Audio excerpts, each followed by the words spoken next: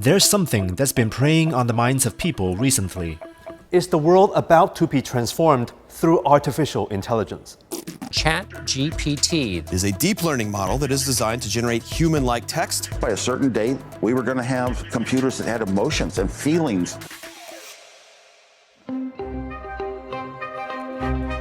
The recent explosion of consumer-use generative AI actually goes far beyond text chatbots. Hello. I'm an alternate version of you. I'm younger and better looking, but my face doesn't exist in the real world because I'm created by a combination of AI tools. With a few commands, I can be in another place, transform into another person, and speak in another voice. If I'm plugged into ChatGPT, I can even answer all your questions. This trend could look cool to some, but concerning to others.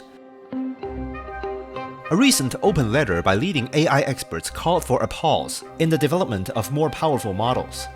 Some even fear that AI could ultimately turn supervillain. It's called the Terminator scenario. Let's not get ahead of ourselves. So, what potential harm could advanced AI tools like ChatGPT do to society? Let's see.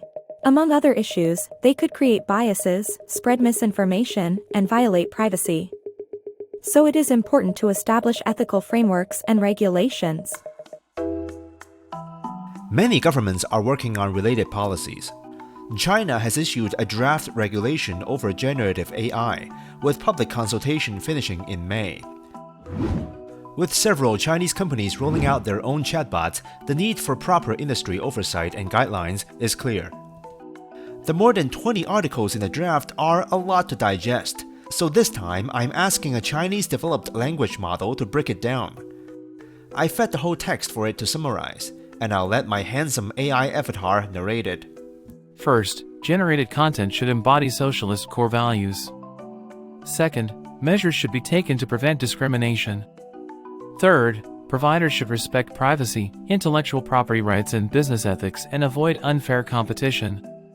The draft also says providers should register their algorithms with the authority and lists punishments for rule violations.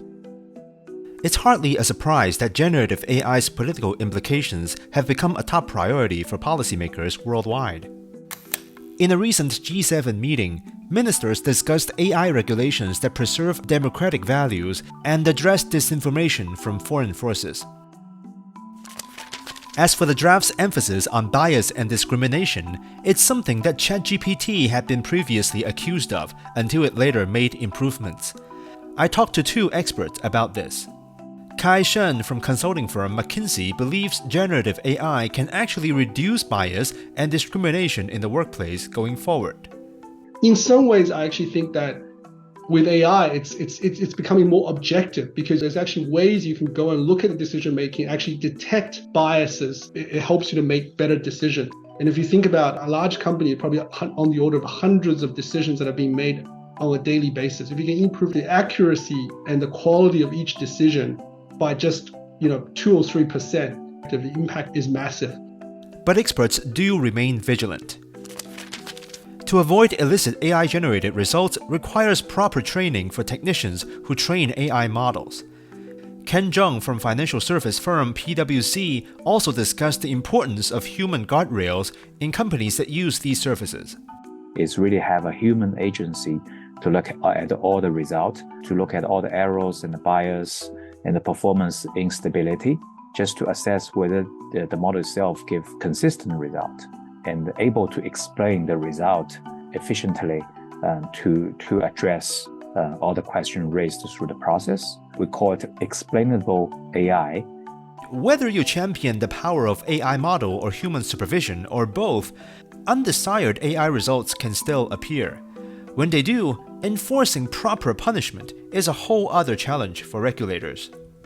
There are concerns that experts have raised but do not yet have conclusive answers to. Article 5 of the draft is an example. It says that the providers of generative AI services should assume the responsibility of the content producer. Well, then what about the users who gave the commands that generated the illicit results? who's more responsible? When AI's content generation mechanism is this complex, assigning culpability might not be as clear-cut a matter as it seems. Their filtering mechanisms can be easily bypassed by malicious users, which can result in the generation of illegal content. This is a glaring issue that warrants continued research on policy and tech solutions. Qihu 360, a Chinese internet security firm, has been entrusted by the Ministry of Science and Technology with the responsibility of conducting collaborative AI safety research with domestic partners, a delicate task. There are many uncertainties regarding its security risks and how it would develop. If we impose overly strict regulations on it from the beginning, it may stifle innovation.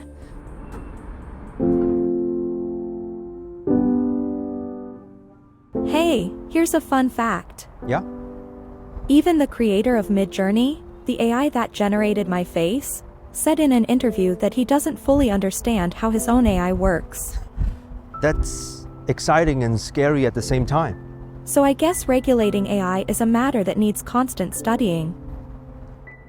Of course, I have not been talking to an actual AI. The dialogues you just heard were all scripted in order to illustrate my points.